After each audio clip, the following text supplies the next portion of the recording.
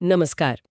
आज हम प्रवीण कुमार की किताब नेटवर्क मार्केटिंग सुपरस्टार कैसे बने पर थोड़ी गहराई से बात करने वाले हैं। जी। अक्सर जब हम नेटवर्क मार्केटिंग सुनते हैं तो दिमाग में आता है घर बैठे काम, ऑफिस पॉलिटिक्स से छुट्टी, शायद शानदार प्रेजेंटेशंस के लिए विदेश यात्राएं। हाँ, ये सपना दिखाया जाता है अक्सर। बिल्कुल, लेकिन सच कहूं तो ज्यादातर लोगों का अनुभव थोड़ा अलग होता है ना? जैसे दोस्त मना कर देते हैं, टीम बनाना मुश्किल हो जाता है। हाँ, और वो बड़ी कमाई की उम्मीदें वो हाँ, पूरी नहीं होती, निराशा हाथ लगती है। सही कहा। तो आज हम कोशिश करेंगे इस किताब की उन स्ट्रेटजीज को समझने की जो मतलब इस ऊपरी चमक दमक से आगे जाकर असल सफलता का रास्ता दिखाती हैं, ऐसा दावा है। और यहीं पर बात दिलचस्प हो जाती है। किताब का जो मेन आइडिया है, हम्म। वो ये है कि आप लोगों के पीछे मत भागो। अच्छा, तो फिर क्या करें? उन्हें अपनी तरफ खींचो, वैल्यू देकर।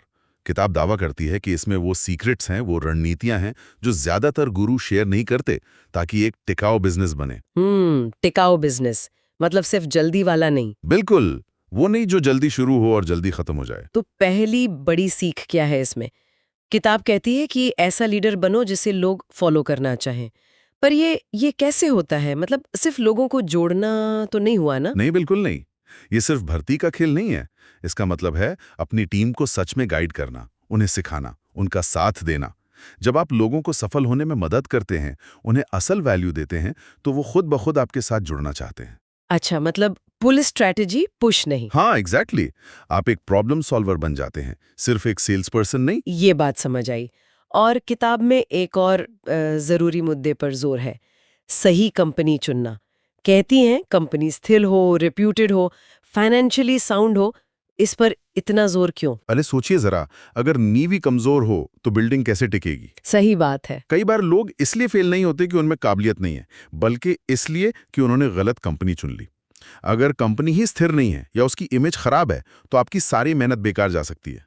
हम्म। स्थिरता से आपको एक तरह की सिक्योरिटी मिलती है और अच्छी रेपुटेशन से भरोसा बनता है, जो इस बिजनेस में आप जानते हैं सब कुछ है। बिल्कुल सही।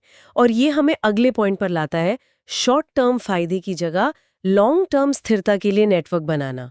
ये सुनने में थोड़ा पेशेंस वाला काम लगता है, जबकि लोग तो इंस्टेंट रिजल्ट्स चाहते हैं। और यहीं पर मतलब ज्यादातर लोग गलती कर जाते हैं। किताब समझाती है कि ये एक मैराथन है, कोई 100 मीटर की रेस नहीं। हम्म। असली सफलता तब मिलती है जब आपका नेटवर्क टिकता है और समय के साथ बढ़ता है। इसके लिए रिटेंशन यानी सदस्यों को बनाए रखना बहुत जरूरी है। और यही शायद वो कंपाउंडिंग की शक्ति वाली बात आती है। बिल्कुल, कैसे आपके नेटवर्क के लोग आगे और लोगों को लाते हैं और आपकी इनकम और टीम दोनों समय के साथ तेजी से ग्रो करती हैं।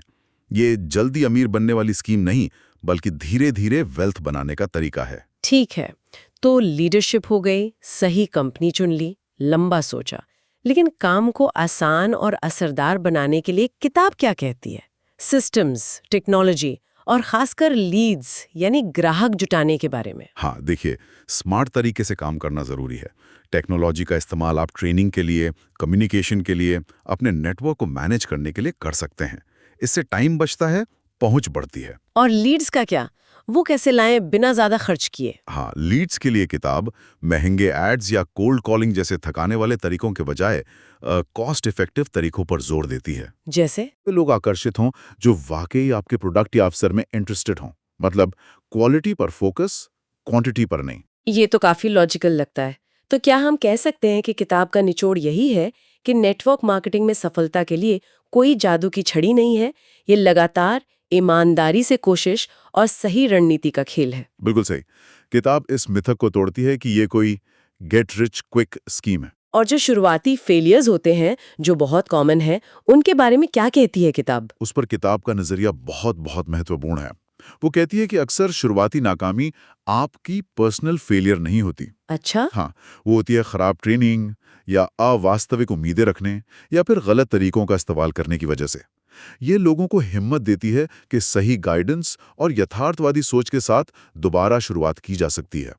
असल में लीडरशिप, दृढ़ता और अनुशासन यही कुंजी है। करती है कि एक लॉयल फॉलोइंग बनेगी, इनकम बढ़ेगी, शायद इतनी कि नौकरी भी छोड़ सके।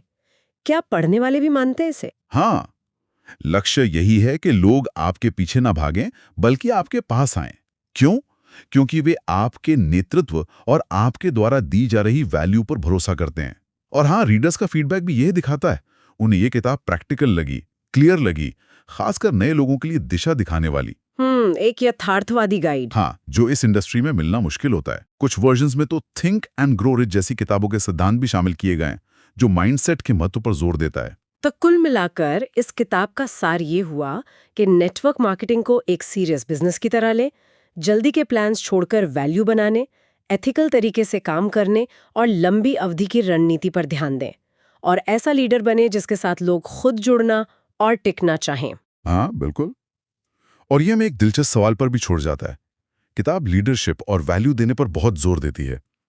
तो क्या ये सिद्धांत सिर्फ नेटवर्क मार्केटिंग तक ही सीमित है? अच्छा सवाल है। या फिर ये किसी भी फील्ड में जहां आपको भरोसा बनाना हो, लोगों को अपने साथ जोड़ना हो, स्थायी सफलता पाने के यूनिवर्सल नियम है? इस पर सोचा जा सकता है।